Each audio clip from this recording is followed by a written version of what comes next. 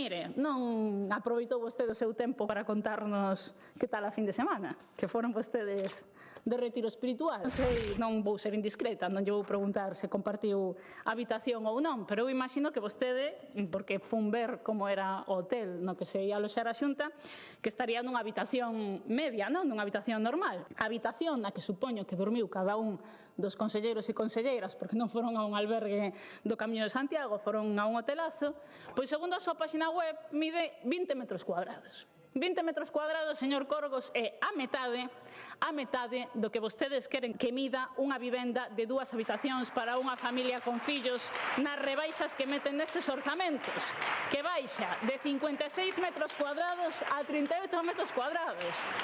A suite, que supoño que sería a que lle tocou o señor ausente Rueda, mide 35 metros cuadrados. 35 metros cuadrados, a medida desta suite, é máis do que vai medir coa rebaixa que aplican vostedes unha vivenda individual, que baixa de 45 metros cuadrados exixibles a 31. É dicir, o Goberno da Xunta pretende máximo luxo de fin de semana para eles, pero que os galegos e galegas vivan ou en baixos comerciais que ninguén quere ou vivan en minipisos.